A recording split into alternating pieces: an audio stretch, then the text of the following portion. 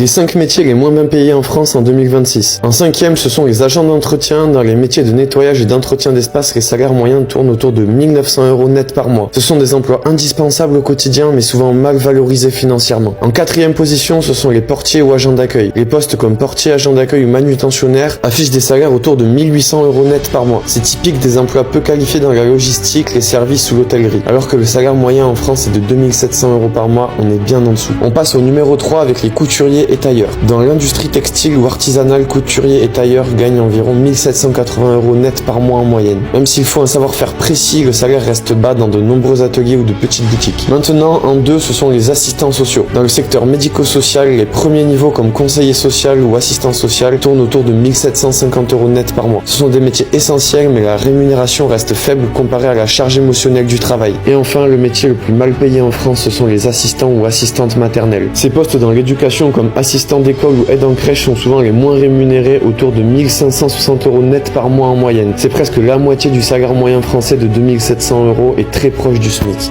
3 métiers les moins bien payés en France. Des métiers essentiels, mais souvent oubliés quand on parle de salaire. On va commencer par le numéro 3. Eh bien, c'est les aides à domicile. Elles accompagnent les personnes âgées ou handicapées, souvent seules. Elles gagnent entre 1300 et 1400 € net, et parfois moins à cause de leur temps partiel. C'est un métier très humain mais très peu reconnu. Le métier numéro 2, eh bien, c'est les assistants d'éducation. On les appelle aussi les surveillants. Ils gèrent les élèves, les conflits, la discipline dans les collèges et les lycées. Leur salaire, c'est environ 1300 € net par mois. C'est un poste essentiel mais souvent sous-payé, surtout au vu des responsabilités. Et on va finir par le numéro 1, eh bien, c'est les ouvriers non qualifiés de l'artisanat. Ils travaillent dans le bâtiment, la fabrication ou l'entretien. Leur salaire moyen tourne autour de 1200 € net par mois.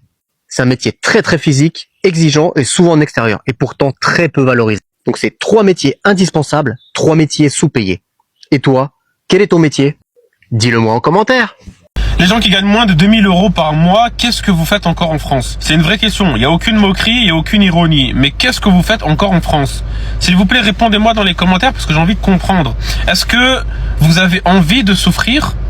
Parce que le système il soit d'une certaine manière, ça c'est une chose. Mais que vous acceptiez ce système-là, c'en est une autre. Tu sais qu'en France, il n'y a aucune opportunité pour toi. Tu sais qu'en France, tu souffres et tu vas souffrir pendant encore très longtemps. Tu gagnes moins de 2000 €. Tout ton salaire va dans ton loyer et dans ta graille. Tu peux rien profiter, tu peux rien économiser. Tu peux pas acheter ta voiture de rêve, tu peux rien faire. Qu'est-ce que tu fais encore en France? Pourquoi t'essayes pas de chercher un autre pays où l'herbe est plus verte? Pourquoi t'essayes pas de prendre des risques dans ta vie? Je sais que tu as la stabilité actuellement. Tu as un CDI, tu te dis si je quitte ce CDI là, il y a de fortes chances que je sois dans des problèmes. Je le sais, d'accord? On a peur de prendre des risques. Mais si toi, de ton côté, t'as pas forcément envie de changer de pays, parce que voilà, t'as une famille, t'es en place, même si tu souffres, et ben voilà, c'est trop tard, enfin tu estimes que c'est trop tard, au moins essaye de tenter quelque chose en parallèle de ton taf. Mais il y a énormément de gens, et je le vois au quotidien, et on me parle de ça au quotidien, il y a énormément de gens qui souffrent mais qui ne font rien.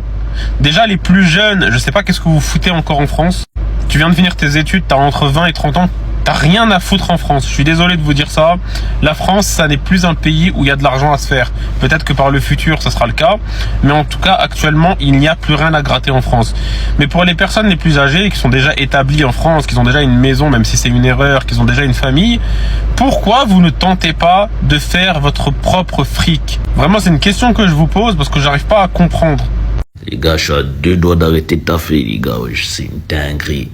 Là, je me dis là que en France, tu taffes, ça sert à rien, frère. C'est comme si t'étais au chômage. C'est une dinguerie. Ça sert à quoi de taffer si tu gagnes 1500 €? C'est pas rentable. Je vous jure, même pour une personne, c'est pas rentable. C'est pas rentable du tout. Limite, tu dois faire 3 boulots pour être bien.